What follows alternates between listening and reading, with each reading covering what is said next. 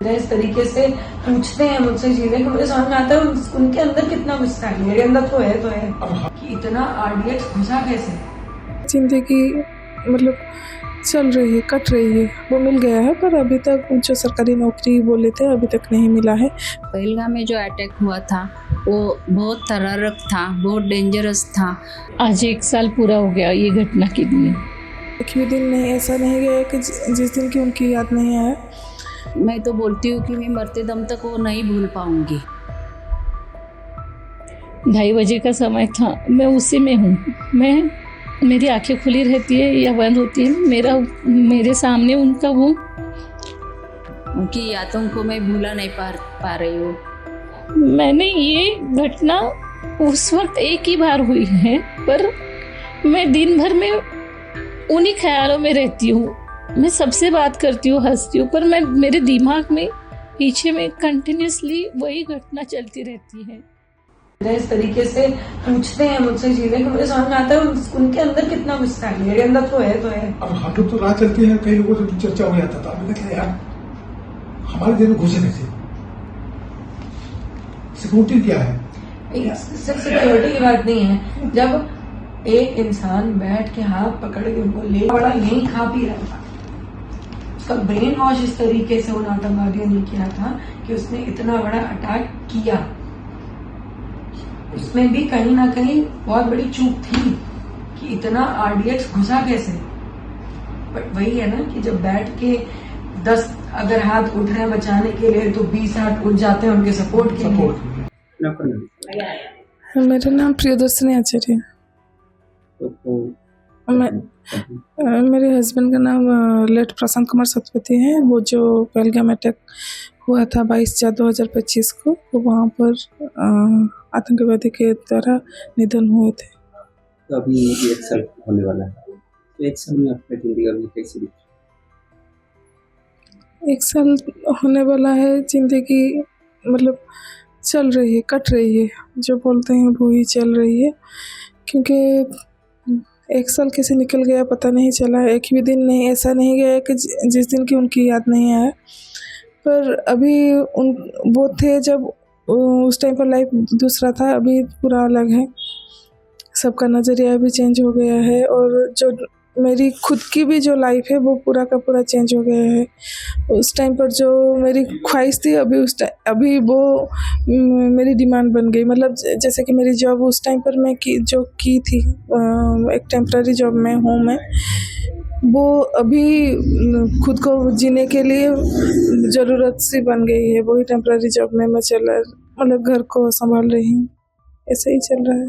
आपका दिल तो लगता है उनका पढ़ाई वगैरह ये सब उसी से वो जो अभी जिस जॉब में हूँ टेम्पररी में उसी में चल रही है। क्योंकि उस टाइम पर गवर्नमेंट जो आए थे बोले थे कि मुझे सरकारी नौकरी मिलेगा, मेरे बच्चे का जो पढ़ाई का खर्चा वो उठाएंगे और आर्थिक सहायता जो है वो दिए हैं, मिलेगा, वो मिल गया है। पर अभी तक जो सरकारी नौकरी बोले थे अभी तक नहीं मिला है।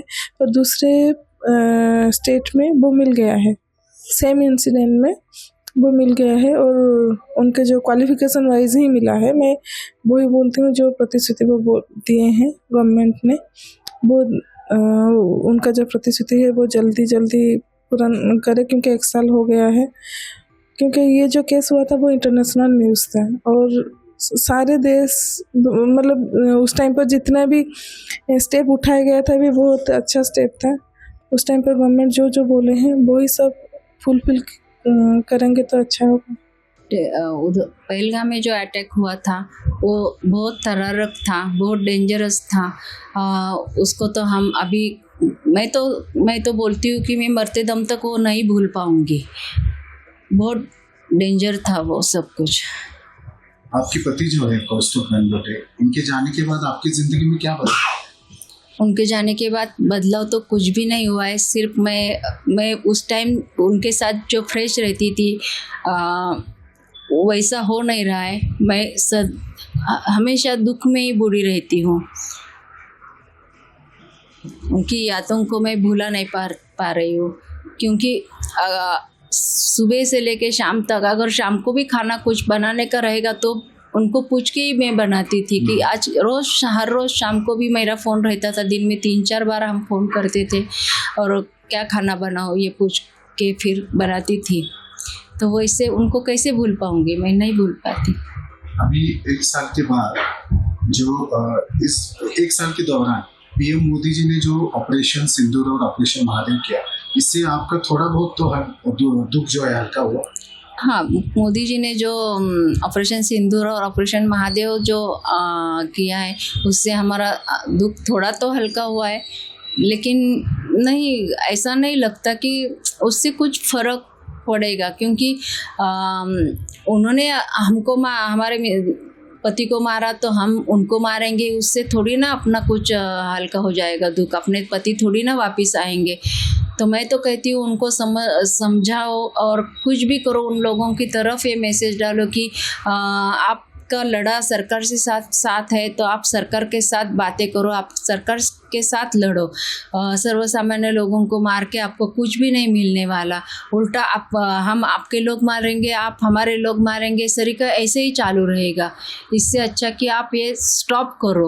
और दूसरा ऐसा कि सरकार ने स्कूल में पढ़ाई के साथ साथ ये भी सिखाना चाहिए कि सामने अगर ऐसा अटैक हुआ, ऐसा कुछ अतिरेकी अपने सामने आ गया, तो उसके साथ कैसे बिहेव करने का, तुरंत कैसे उसके ऊपर अटैक करने का, न डरते हुए, ये सिखाना ज़रूरी है। आज 1 साल पूरा हो गया ये घटना के लिए, पर मैं तो वो जो घटना है 22 तारीख की, जो अप्रैल की घटना है, 2:30 बजे का समय था, मैं उसी में हूँ। मेरी आंखें खुली रहती है या बंद होती है, मेरे सामने उनका वो गोलियों से लगा हुआ और खून से गिरा हुआ जो चेहरा है, वही जो उनका पड़ा हुआ शरीर है, वही मुझे दिखता है। और वो घटना मुझे बार बार याद आती है कि मैं उनको हाथ लगाकर आहो आहो उठा ये कह रही थी, आप सांस लो। मुझे नहीं मालूम था कि वो उसी वक्त गए हैं। मैं दिन भर में उसी आशा में थी कि ये शायद बेहोश हो गए हैं, कोमा गए हैं, और शाम को अगर मैं हॉस्पिटल उनको लेके जाएंगे वहाँ, तो फिर वो मुझे हंसकर देखेंगे कि मैं ठीक हूँ करके। मैंने ये घटना उस वक्त एक ही बार हुई है, पर मैं दिन भर में उन्हीं ख्यालों में रहती हूँ। मैं सबसे बात करती हूँ, हंसती हूँ, पर मेरे दिमाग में पीछे में कंटिन्यूसली वही घटना चलती रहती है। उनकी हंसी, उनकी यादें, उनकी बातें, उनका गाना कहना, और उन सब के पीछे मुझे वही चेहरा दिखता है। मैं वहीं पर हूँ और मैं नहीं जानती कि मैं वहाँ से कब निकलूँगी। हमारी सरकार ने हमारे लिए ऑपरेशन सिंदूर किया, उनको हमारी तकलीफ समझ में आई, हमारी फैमिलीज़ की, या फिर वो जो कहते थे मोदी सर की ये मेरी बेटियां हैं, मेरी बहनें हैं, उनको हमारी ये तकलीफ़ समझ में आई, इसलिए उन्होंने वो ऑपरेशन सिंदूर किया। मैं उसके लिए उनकी बहुत आभारी हूँ कि उनको हमारा ये दर्द समझ में आया। पर मैं उनसे एक दरख्वास्त करूँगी कि ऐसी घटना ही ना घटे।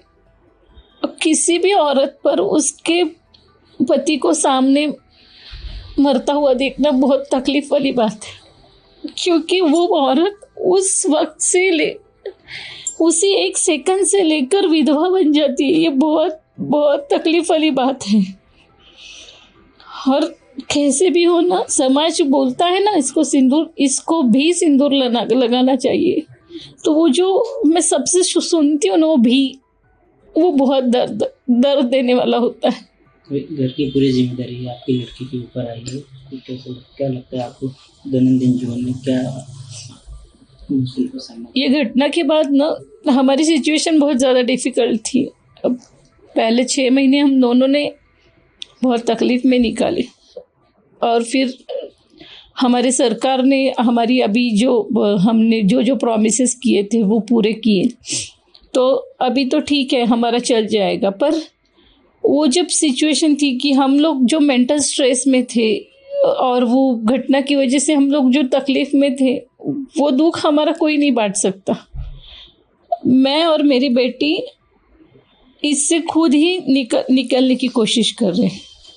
पर मैं सरकार से ये दरख्वास्त करूंगी कि ना किसी के ऊपर ऐसी घटना, यानी किसी के ऊपर ये ऐसा घटना नहीं घटनी चाहिए, और उन्होंने पहले से ही इस सब का बंदोबस्त करना चाहिए कि ऐसी घटना ना घटे।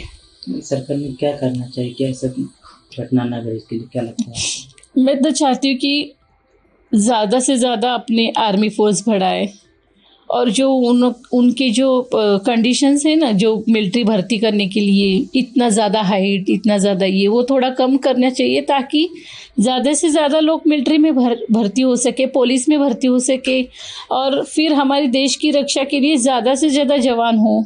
क्योंकि मैं ये बात क्यों मैं बोल रही हूँ, क्योंकि जब हम लोग पहलगाम में गए थे तो वो बैसरन वाली में कोई भी सिक्योरिटी नहीं थी, एक भी अपना सिक्योरिटी का आदमी नहीं था। वो इसलिए नहीं था कि अपनी इंडियन फोर्स इतनी ज़्यादा नहीं है कि हम कहाँ पे लगाए। तो मैं चाहती हूँ कि उन्होंने ये सारे जो इंडियन फोर्स के लिए जो अपना कंडीशंस रखे, वो थोड़ा सा कम करके ज़्यादा से ज़्यादा लोगों को चांस दे, ताकि अपनी इंडियन आर्मी भी ज़्यादा से ज़्यादा संख्या में बढ़ जाए। प्रभातखबर.com, विश्वास वही, रफ्तार नहीं।